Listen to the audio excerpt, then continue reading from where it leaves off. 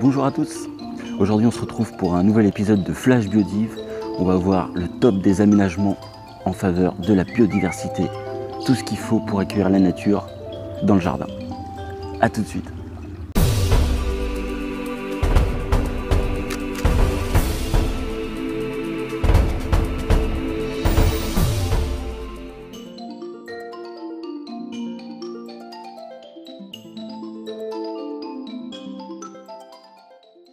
Voilà, à partir du moment où vous créez une mare, vous attirez la vie, la biodiversité, la nature. Alors, pas besoin d'avoir une mare très grande, même 1 mètre carré suffit. Préférez des plantes locales que vous prélèverez dans les mares ou les étangs à proximité. Idéal pour favoriser la biodive. En plus des animaux aquatiques qui s'y installeront, vous aurez aussi les oiseaux qui viendront s'y baigner, se laver, boire. Vous aurez aussi le hérisson qui viendra boire et plein d'autres animaux.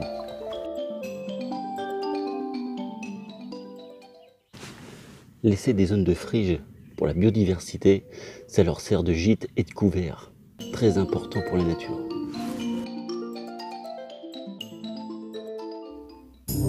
Installez des nichoirs dans votre jardin. Cela aidera les oiseaux qui sont en déclin de 30%. Et en plus, en retour, ils vous remercieront en mangeant les insectes, comme les chenilles par exemple.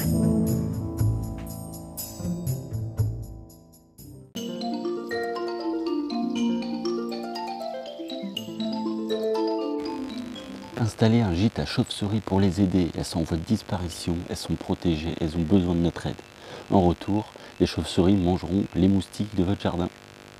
Installez-le près d'une mare, en hauteur, à l'abri des prédateurs, et le tour est joué.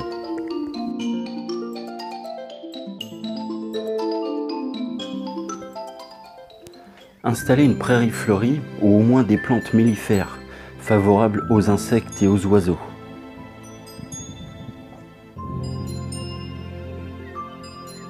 De toutes les couleurs, elles égayeront votre jardin en favorisant la nature. En plus, elles demandent très peu d'entretien.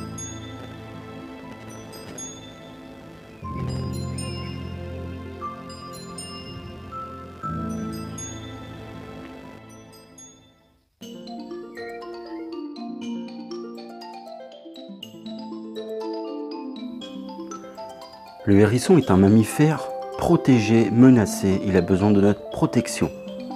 Pour ça, vous pouvez lui fabriquer un gîte. En retour, il mangera les limaces, les insectes que l'on ne veut pas dans le potager. Et en échange, vous préserverez son espèce. Vous pouvez bien faire des modèles esthétiques, à faire soi-même ou à trouver en magasin.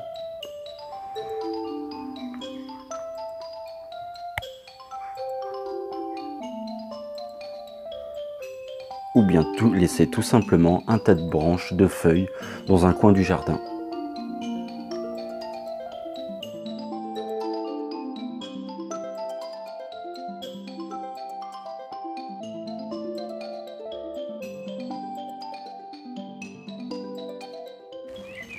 Installez un hôtel à insectes à proximité du potager.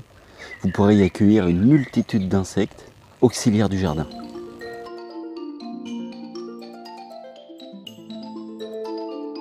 Installer un tas de pierres comme celui-là par exemple, exposé au soleil, sans jointer avec du ciment, en laissant des interstices.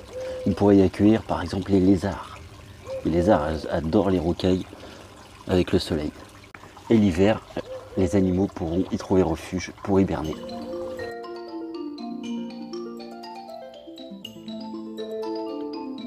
Alors oui, laisser une haie libre, ce que j'appelle par haie libre, c'est une haie.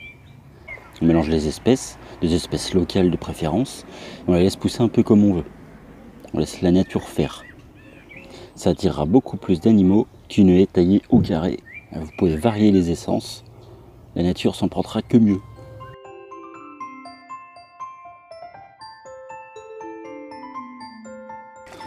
Tout simplement laissez faire la nature.